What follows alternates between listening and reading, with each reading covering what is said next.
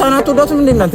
እሺ እንትን እንዳትልኮ ነው ሁሉ ነገር። ይኸውልህ ካሌብ ልንገርህ፣ ያንተም የዩም የኔም ሰላም የሩታም ሰላም ያለው ሄርሜላ በመያዟ ነው አይደለም? ነው ካሌብ በየቀኑ እስር ቤት እንመላለስ እኛ መስዋዕት እንለላለስ እንዴ? ምንም አይመላለስ።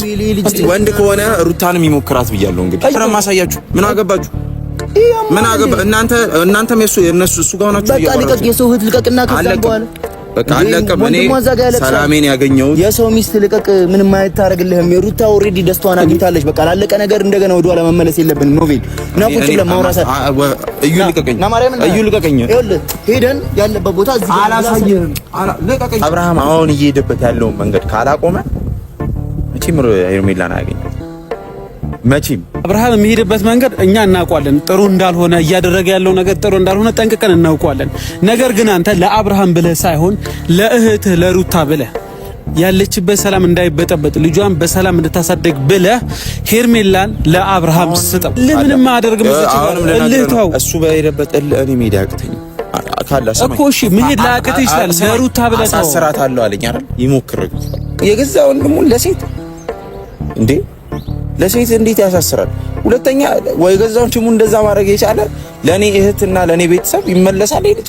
ሰላም ውድና የተከበራችሁ የኛ ቤተሰቦች እንዴት ናችሁ? እኛ እግዚአብሔር ይመስገን ደህና ነን። እዩ በጣም አሳዛኝ ነገር እንግዲህ ጨበሬው ዛሬም ጉራውን እየነሰነሰ የህቴ ሰላም ያለው ሄርሜላ በመታሰሯ ነው በማለት እንደዚህማ ካላችሁ ጎል ለማስገባት አሁንም ዳንኤልና ኤፋ መፈታት የለባቸውም፣ ሴት ልጅን በአደባባይ እንደዚህ ህዝቡ ሁሉ መረጃውን ያዙ እያሉ ነው። ካሊብና እዩ ኢንተርቴንመንት የተናገሩት ነገር እውነት ነው። የሰው ልጅ አግቶ ምን እንደሚያመጣ ይሄ ጨበሬ ሲጀመር ማይክል ጃክሰን ዩቲዩብ ከፍቶ ሲሰጠው ነው ነገሩ የተበላሸው። ምክንያቱም ትናንትና እሺ ብሎ ሲቅለሰለስ ዛሬ ቻናሉን ለማሳደግ ሄርሜላን አሳፍኖ 1 2 3 4 እያለ ቪዲዮ እያስቆጠረ መሆኑ ህዝቡ እንቅስቃሴውን አሁንም እንደቀጠለ ነው። ምክንያቱም በቲክቶክም ዝም እንዳትሉ፣ ምክንያቱም ይሄ ጨበሬ የቲማቲም ነጋዴ በመርካቶ ከተማ ውስጥ መያዝ ነው ያለበት። ለሶሻል ሚዲያ የሚያስፈልግ አይደለም።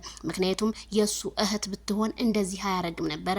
ግን ሄርሜላ ላይ ሲሆን ግን ጫና ተፈጥሮ አሁንም አልፈታትም እያለ ጉራውን እየነዛ ስለሆነ ሁላችሁም ተረባርባችሁ ይሄ ልጅ መያዝ አለበት ስል እኔም ከዚሁ አሳስባለሁ።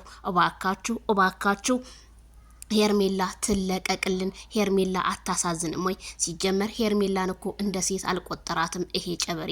ሲጀመር ጸጉርህን በመጀመሪያ አስተካክል። ሄርሜላን ለመያዝ ጀግንነት፣ ቆፍጥነት ያስፈልጋል። ሲጀመር አንተ ይዘህ እሷን እንደዚህ አሰቃያለሁ የምትል ከሆነ ሲጀመር አብርሃም ታደሰ፣ እኛ ዛሬ ለሁሉም ነገር ምላሽክን እንፈልጋለን። ምክንያቱም እየተቅለሰለስ ከአንገት ደፍተህ ምናምን የምትመጣው ነገር ይሄ ተገቢ አይደለም።